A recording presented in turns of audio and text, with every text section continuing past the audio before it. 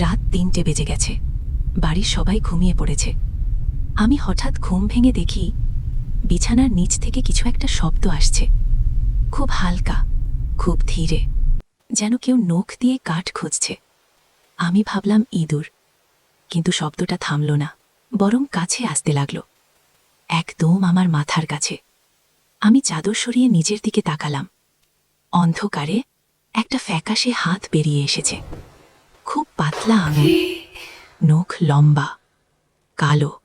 হাতটা ধীরে ধীরে উঠছে আমার দিকে। আমি চিৎকার করতে গেলাম, গলা দিয়ে আওয়াজ বেরোল না। হাতটা এসে আমার গলা ছুঁল, ঠান্ডা, খুব ঠান্ডা। তারপর ফিস ফিস শুনলাম আমারই কানের ভিতর থেকে, আমি তোর গলার ভিতরে ছিলাম, এখন শুধু বাইরে আসতে চাই, চুপ করে থাক, নইলে তোর গলা দিয়ে আমি বেরিয়ে আসব। আমি চোখ বন্ধ করলাম। যখন আবার চোখ খুললাম, হাতটা নেই, কিন্তু আমার গলায় একটা ছোট্ট নতুন দাগ, যেন কেউ আঙুল দিয়ে চেপে ধরেছিল। আর প্রতি রাতে আমার গলার ভেতর থেকে খুব হালকা খুঁজখুঁজ শব্দ শোনা যায়, যেন কেউ বেরোতে চাইছে, ধীরে ধীরে।